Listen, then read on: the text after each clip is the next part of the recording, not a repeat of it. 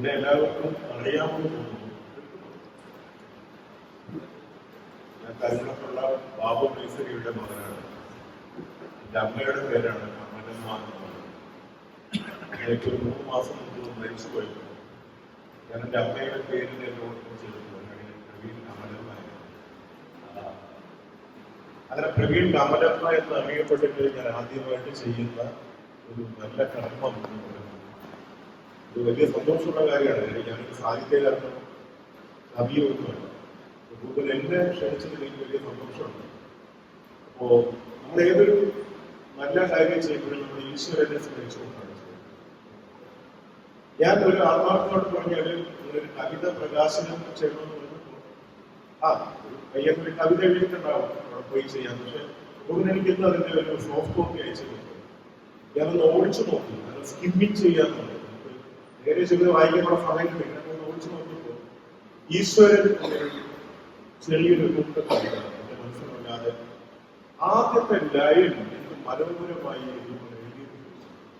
ജീവനാ ജീവന്റെ ജീവനെ തേടിയ ഈശ്വരൻ നോക്കിയാല് ഇത്രയും സിമ്പിളായിട്ട് നമുക്ക് ഈശ്വര സങ്കല്പത്തെ വരച്ചു കാണാൻ പറ്റുമെന്ന് എനിക്ക് അതാണ് മനസ്സിലായത്. ജീവനാ ജീവന്റെ ജീവനെ തേടി ഞാൻ അടയ്ക്കുന്നു.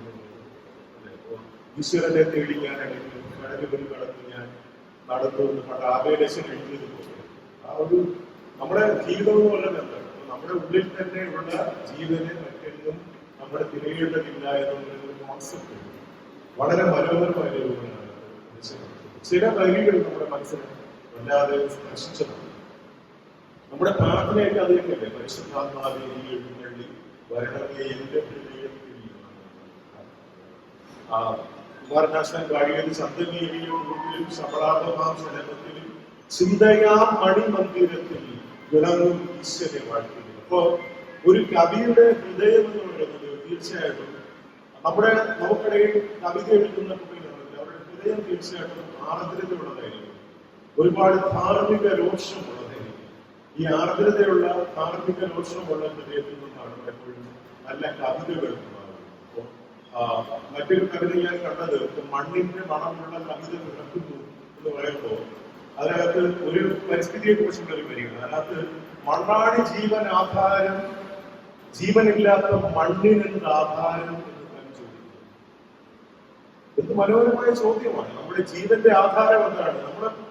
നമ്മളൊക്കെ വന്നത് എവിടെ നിന്നാണ്? മണ്ണിൽ നിന്ന് വന്നു, മണ്ണിലേക്ക് മടങ്ങുന്നു. മനുഷ്യരിൽ മണ്ണാകുന്നു, മണ്ണിലേക്ക് മടങ്ങുന്നു എന്ന് പറഞ്ഞതുപോലെ മണ്ണാണ് ജീവനാധാരം, ജീവനില്ലാത്ത മണ്ണിനെന്തിന് ആധാരം? ഇന്ന് മനുഷ്യൻ മണ്ണിന്റെ ആധാരം തീർക്കുന്നത് കൊണ്ടാണ് ഈ ലോകത്ത് ഈ പ്രശ്നങ്ങളെല്ലാം ഉണ്ടാവുന്നത്. അപ്പോ വളരെ മനോഹരമായ ചിന്ത, അതിമനോഹരമായ വരികൾ, ഒരൊറ്റ വായനയിൽ എന്റെ മനസ്സിനെ പിടിച്ചെടുക്കുന്ന ചില നല്ല സെന്റൻസുകൾ എനിക്ക് കേൾക്കാൻ പറ്റി. അഭിമാനം തോന്നി.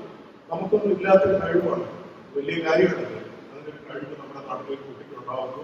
ഇനിയും തീർച്ചയായിട്ടും രൂപത്തിൽ വലിയ പ്രചോദനമാകട്ടെ. ഒരുപാട് കവിതകൾ എഴുതാനുള്ള ഒരു വലിയ പ്രചോദനമാകട്ടെ. ഇവരെ ആശംസിക്കാൻ ഒരുപാട് ആൾക്കാരോട് ഒരുപാട് അധ്യാപകന്മാർ ഇരിപ്പുണ്ട്, ബാക്കിയുള്ള ആൾക്കാർ ഇരിപ്പുണ്ട്, നിങ്ങൾ എല്ലാവരും ഇരിപ്പുണ്ട്. എന്നെ ഈ ഒരു എളിയ ക്രമത്തിലേക്ക് ക്ഷണിച്ചതിന് ഞാൻ വളരെ വലിയ നന്ദി പറയുന്നു. ചിലപ്പോൾ മണ്ണിന്റെ മണമുള്ള കവിത പിറക്കുന്നു എന്ന് പറയുമ്പോൾ ഞാൻ ഭൂമിക്കൊരു ശരണം ഗീതമൊക്കെ ഓർമ്മിക്കുന്നു. അതുപോലത്തെ ഒരു കവിതയായിരിക്കും പോയറ്റിക്കൊട്ട് പാടിയതുപോലെ ഇനിയും മരിക്കാത്ത ഭൂമി നിന്റെ ആസന്ന ഗതിയിൽ നിനക്ക് ആത്മശാന്തി, ഇത് നിന്റെ എന്റെയും ശരണ ശുശ്രൂഷയ്ക്ക് ഹൃദയത്തിൽ അന്നേ കുറിച്ച ഗീതം.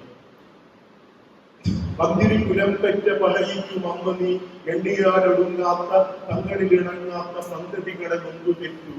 പിന്നെ വക്കം നിന്നെ കൊന്നു തിന്നുന്നതും കണ്ണാലെ കണ്ടിട്ടും ആരോടും മിണ്ടാതെ കണ്ണീരും ഒപ്പി നീ നിന്നു. പിന്നെ നിന്നെ തന്നെ അല്പാൽപമായി തിന്നവർ നിങ്ങൾക്കവേ ഏതും കിടക്കാതെ നിന്നു നീ സർവം സഭയായി. ഹരിത മൃദുകഞ്ചുകം തെളിയുന്നു നീക്കി നീ അരുളിയ മുലപ്പാൽ കുടിച്ചു തിന്നവർക്ക് ഒരു ദാഹമുണ്ടായി. ഒടുക്കത്തെ ദാഹം തിരുഹൃദയരക്തം കുടിപ്പാൻ.